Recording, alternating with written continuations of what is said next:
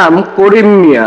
তিনি মৃত মানুষের জন্য কবর খোঁড়ে এবং দাফন কাজ সমাধান করেন। প্রায় 10 বছর ধরে তিনি এই কাজ করে আসছেন। আর আমি যে ধরনের গল্পের জন্য হয়রান, সে ধরনের ঘটনা তার জীবনের নিত্য নৈমিত্তিক ব্যাপার। গত বছর আমার এক আত্মীয় লাশ দাফনের সময় তার সাথে পরিচয়। তখন তার মুখে বেশ কিছু কাহিনী শোনা হয়। যদিও তার জীবনের সবচেয়ে ভয়ানক কাহিনী সে বলতে চায়নি সেদিন, অনেক জোর করার পরেও। আমি আমার মোবাইল নাম্বার তাকে দিয়ে আসি এবং প্রয়োজনে যোগাযোগ করতে বলি। এর মাঝে কেটে গেছে অনেক দিন, তার কথা প্রায় ভুলেই গেছিলাম। হঠাৎ গতকাল অচেনা একটা নাম্বার থেকে ফোন পেলাম। সেই লোকের ফোন। তার চেয়ে বড় কথা, তিনি তার ঘটনাটি আমাকে বলতে চান। এই ঘটনা কাউকে না বলে নাকি তিনি শান্তি পাচ্ছে না। তাছাড়া অন্য কেউ এই ঘটনাও বিশ্বাস করবে না। তো পরের দিনই দেখা করার সিদ্ধান্ত নিলাম। করিম মিয়া বলল যে কবরস্থানে তিনি এই ঘটনা শিকার হয়েছেন, সেখানেই তিনি এই কাহিনী বলতে চান। আর সময়টাও রাতে হলে তার জন্য ভালো হয়। আমার কোনো আপত্তি ছিল না। সময় ঠিক করলাম রাত 12টা। আমি পৌঁছে গেলাম সময় মতো। কবরস্থানে একটু সামনে গিয়ে দাঁড়ালাম। বেশ রাত, আর জায়গাটাও কেমন নির্জন। তাই একটু বিরক্ত হচ্ছিলাম, যদিও সেসবে পাত্তা দিলাম না। একটু পর ধীর পায়ে কারো এগিয়ে আসার শব্দ পেলাম। হ্যাঁ, করিম মিয়াই হবে। ছোটখাটো গড়নের করিম মিয়া ধীর পায়ে এগিয়ে আসছিল। কাছে এসে বলল, ভাই সাহেব, একটু দেরি করে ফেলাইলাম। এই বলে আমাকে নিয়ে কবরস্থানের একটু সামনে বসার মতো একটা জায়গায় বসে পড়ল। কোন রকম ভূমিকা ছাড়াই সে তার কাহিনী শুরু করলো। এখানে করিম মিয়ার ভাষায় আঞ্চলিকতা উৎসাহ করা হলো। সেদিন ছিল পূর্ণিমা। চাঁদের পূর্ণ আলোয় সবকিছু পরিষ্কার দেখা যাচ্ছিল। আমি আর আমার নিত্যদিনের সঙ্গী জহির মিলে একটা কবরের বেড়া লাগানোর কাজ শেষ করে বাসার দিকে রওনা হলাম। কবরস্থানের গেটের কাছে এসে দেখলাম দুজন লোক দাঁড়িয়ে আছে। তাদের পরনে সাদা পাঞ্জাবি, মুখে শুভ্র দাড়ি, তাদের হাতে একটা লাশ কাফনে মুড়িয়ে রাখা। দেখে বুঝলাম কোনো বাচ্চার লাশ হবে। তারা বলল, বাচ্চার লাশ দাফন করতে হবে। আমি বললাম, লাশ দাফনের আগে স্থায়ী হুজুরের কাছ থেকে অনুমতি নিতে হয়। আমি লোক দুজনকে দাঁড়াতে বললাম। হুজুরের বাসা একটু সামনেই। আমি আর জহির হুজুরের বাসার দিকে হাঁটা দিলাম। যাওয়ার সময় দেখেছিলাম লোক দুটি গেটের সামনেই দাঁড়িয়ে হুজুরের সাথে কথা বললেন। তিনি আমাদেরকে কবরস্থানে গিয়ে দাঁড়াতে বললেন। তিনি কিছুক্ষণ পর এসে লোকগুলোর সাথে কথা বলবেন। তো আমরা আবার ফিরে চললাম। রাত তখন আরেকটু গভীর। তারা পাঁচ চাঁদের আলোয় ভিন্ন অবয়ব নিয়ে দাঁড়িয়ে আছে। আমরা কবরস্থানের গেটের সামনে এসে দাঁড়ালাম, কিন্তু সেই দুই লোককে কোথাও দেখতে পেলাম না। একটু অবাক হলাম। জহির গেট খুলে কবরস্থানের ভিতর ঢুকলো। আমি বাইরে খুঁজতে লাগলাম তাদেরকে। তাদের তো ভিতরে ঢোকার কোনো কথা নয়। অনেক খুঁজেও না পেয়ে ধীর পায়ে কবরস্থানের ভিতরে ঢুকলাম। সেই সময় জহিরের বিকট চিৎকার শুনি। একটা চিৎকার কানে আসলো। দৌড়ে গেলাম চিৎকারে লক্ষ্য করে। কিছু দূর যাওয়ার পর চোখের সামনে যে দৃশ্য দেখতে পেলাম, তাতে সর্বাঙ্গে কাঁপন ধরে গেল। সেই লোক দুটির হালকা অবয়ব চোখে পড়ছিল।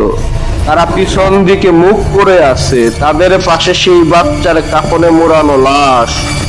পাশের উপরের দিকে কাপড় ছিঁড়ে নেওয়া হয়েছে। মাথাটা আলগে ধরে দুজনে মিলে গভীর আগ্রহে লাশটিকে নখ দিয়ে আস্তে আস্তে কত বিক্ষত করছে। তাদের মুখ থেকে এক ধরনের জাযন্ত এবং উল্লাসিত গু গু জাতীয় আওয়াজ ভেসে আসছিল। একটু পাশেই পড়ে আছে জহিরের নিথর দেহ।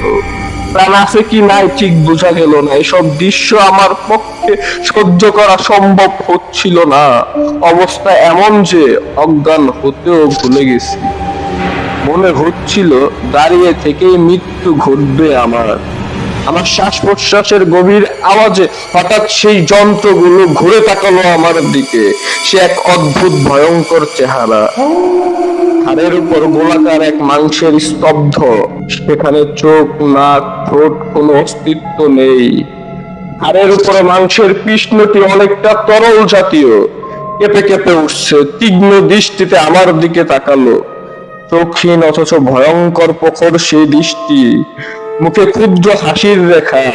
আর সহ্য করা সম্ভব হলো না, নিঃশব্দে লুটিয়ে পড়লাম মাটিতে। এরপর আর কিছু মনে নেই। জ্ঞান ফিরলে নিজেকে হাসপাতালে দেখতে পাই। আমাকে হাসপাতালে নিয়ে আসেন সেই হুজুর। জহিরকে বাঁচানো সম্ভব হয়নি, তাদেরকে আমি কিছু জানাইনি, শুধু বলেছিলাম ভয়ঙ্কর কিছু ঘটেছিল। হুজুর আর আমাকে কিছুই জিজ্ঞেস করেনি। এই ঘটনা আর কাউকে বলতে পারিনি। আজ আপনাকে বলে স্বস্তি পেলাম। ঘটনা শুনতে শুনতে নিঃশ্বাস ভুলে গেছিলাম। বড় একটা নিঃশ্বাস নিয়ে বললাম, বড় অদ্ভুত কাহিনী, ঠিক বিশ্বাস হয় না। করিম মিয়া হেসে উঠে বলল, না হলেই ভালো, অনেক রাত হইছে, আপনার ফেরা উচিত। তার এই কথায় সম্মিত ফিরে পেলাম। আসলেই তো অনেক রাত। উঠে দাঁড়ালাম আমি, ফিরতে হবে। করিম মিয়া, যাই তাহলে, আপনার সাথে পরে একদিন এই বিষয়ে আরো কথা বলবো। উঠে দাঁড়াতেই মোবাইল বেজে উঠল। অচেনা একটা নাম্বার থেকে কল। কল ধরতেই পরিচিত এক কণ্ঠে বলে উঠলো, ভাইজান, বড় বিপদে পড়ে গেছি, আজকে আর আসতে পারলাম না। ঘটনা হইছে কি? ঘটনা কি তা আর শোনা হলো না। মোবাইল মাটিতে গড়াগড়ি খাচ্ছে। আমার বিস্ফোরিত চোখ করিম মিয়ার দিকে। করিম মিয়া ধীরে ধীরে মুখ তুলে আমার দিকে তাকালো। তার ঘাড়ের উপর মাংসের দলা কিলবিল করছে। মুখে অপার্থিক এক বাক্যের হাসি, চোখহীন অথচ তীব্র এক দৃষ্টি নিয়ে তাকিয়ে আছে আমার দিকে।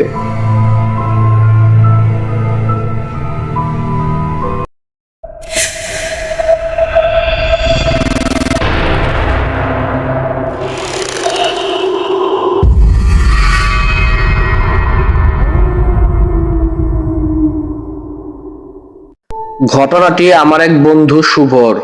ও ঢাকায় একটি প্রাইভেট ইউনিভার্সিটির ছাত্র। বিশ্ববিদ্যালয় বন্ধ হওয়ায় ও ভাবলো যে কিছুদিনের জন্য গ্রামের বাড়িতে ঘুরে আসবে। ওদের গ্রাম খুলনায় কোনো একটি জায়গায়। যেই ভাবা সেই কাজ। পরের দিন ও বাসে উঠলো। খুলনা পৌঁছাতে প্রায় 9টা বেজে গেল। ওদের গ্রামটি ছিল অত্যন্ত অঞ্চলে, ভৈরব নদী পার হতে হয়। সেখানে যেতে হলে নদী যখন পার হলো তখন অলরেডি রাত 11টা বাজে। গ্রামে তা অনেক রাত। ও ভ্যান ও রিক্সা পাবার জন্য অনেক খোঁজাখুঁজি করলো, কিন্তু পেল না। অবশেষে পায়ে হেঁটে যাবে বলেই সিদ্ধান্ত নিল। বাড়ি যাবার পথঘাট সবই ওর ভালো করে চেনা, আর আকাশে সেদিন চাঁদের আলো ছিল, তাই কোনো কষ্ট হয়নি ওর। হাঁটছে তো হাঁটছে, হাঁটছে তো হাঁটছে, পুরনো প্রতাপ জমিদারের বাড়িতে চলে আসলো। অমনি ঝুমঝুম করে বৃষ্টি শুরু হলো। রাত তখন 12টা। ও সেই জমিদার বাড়িতে আশ্রয় নিল। কিছু সময় পরে বৃষ্টি কিছুটা থামলো। তখন ওর ঝিরঝির করে পড়ছিল। ও তখন সিদ্ধান্ত নিল যে এর ভিতরই রওনা দিবে। তাই করলো। কিছুক্ষণ হাঁটার পরেও অনুভব করলো যে ওর পিছন পিছন কেউ আসতেছে, কিন্তু পিছনে তাকিয়ে দেখে কেউ নেই। আবার কিছুক্ষণ পরে সে একই জিনিস। তারপর ও মনে সাহস নিয়ে চলতে লাগলো। ও ভূত পেতে বিশ্বাস করতো না, কিন্তু এরপর আবার কিছুক্ষণ পরে একই ঘটনা ঘটলো। এবার ও পিছনে তাকিয়ে একটি মেয়েকে দেখতে পেল। আর তখনই আবার জোরে বৃষ্টি শুরু হলো। ও তখন পাশের একটি বড় বটগাছের নিচে গিয়ে দাঁড়ালো। সঙ্গে সঙ্গে মেয়েটিও ওর পাশে গিয়ে দাঁড়ালো। মেয়েটি বলল, আপনি রহমান চেয়ারম্যানের নাতি না? তখন ও বলল, হ্যাঁ, কিন্তু আপনি আমাকে চিনলেন কিভাবে? আপনাকে তো কখনো আমি দেখিনি। মেয়েটি বলল, আমাকে অনেকেই চেনে না, কিন্তু আমি সবাইকেই চিনি। মেয়েটির এরকম অদ্ভুত কথায় ও কিছুটা বিস্মিত হলো। এরপর মেয়েটি বলল, ওই যে তাল গাছটা দেখতে পাচ্ছেন, ওগুলো পাশে যে একটি ঘর দেখছেন, ওটাই আমার ঘর। আমি আর আমার দাদি ওখানেই থাকি। আজ রাতে মনে হয় না বৃষ্টি থামবে। চলুন আমাদের ঘরে, কাল সকালে না হয় আপনাকে পৌঁছে দেওয়া যাবে।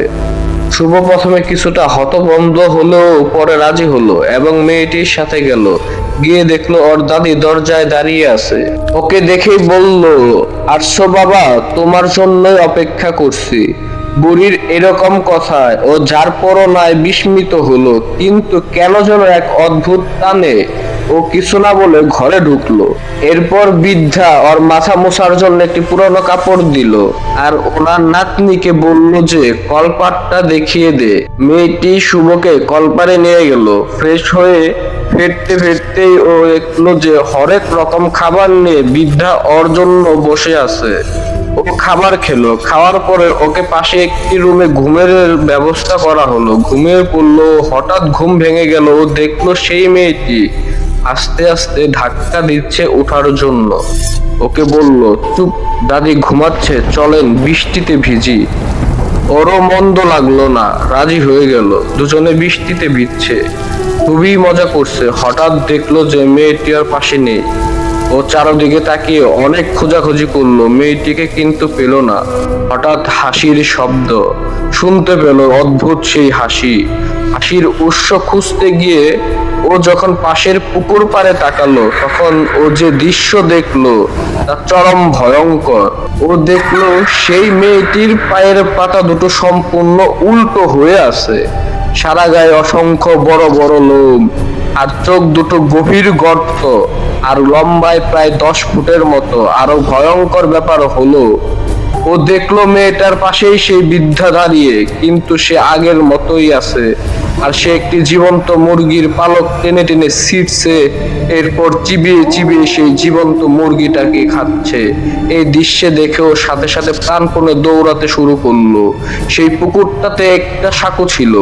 ও সেই সাঁকো পার হতে লাগলো। পিছনে ফিরে দেখলো সেই বুড়িটা ওর পিছন পিছন আসতেছে আর সাঁকোটাকে অনেক জোরে জোরে দোলাচ্ছে। ও তখন আয়তল কুরসি পাঠ করছে। প্রাণপণে দৌড়াতে দৌড়াতে ও কোন রকমে সাঁকোটা পার হলো। দেখলো বুড়ি তখন প্রায় অর্ধেক পথ পাড়ি দিয়েছে। ও যেন সাঁকোটা পার হয়ে ক্লান্ত হয়ে গেল, আর যেন পা চলছে না। এরপরও আবার দৌড়াতে আরম্ভ করলো। প্রাণপণে দৌড়ায় ও তাদের বাড়িতে পৌঁছালো। বাড়ির উঠানে পৌঁছাতে জোরে চিল্লাচিল্লি শুরু করলো। দরজায় কড়া নাড়লো জোরে জোরে। ও তখন পিছনে তাকিয়ে দেখলো যে সেই বুড়িটাই পথ ধরে ভাঙ্গা ভাঙ্গা পায়ে আসছে। হঠাৎ নানা দরজা খুলে দিল আর ও সেন্সলেস হয়ে পড়লো। পরের দিন সকালে ওর ঘুম ভাঙলো। ও দেখলো ও বিছানায় শুয়ে আছে। এরপর ওর চারপাশ ঘিরে অনেক মানুষ।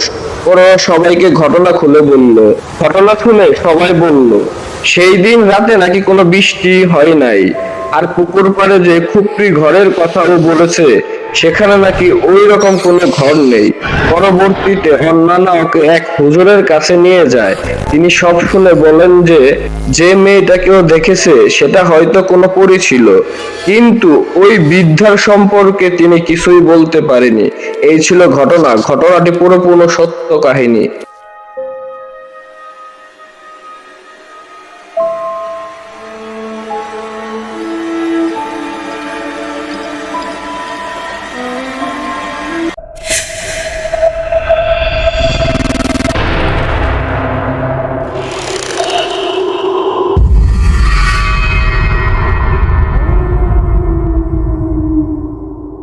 গল্প হলেও সত্যি ঘটনায় আপনাদের স্বাগতম।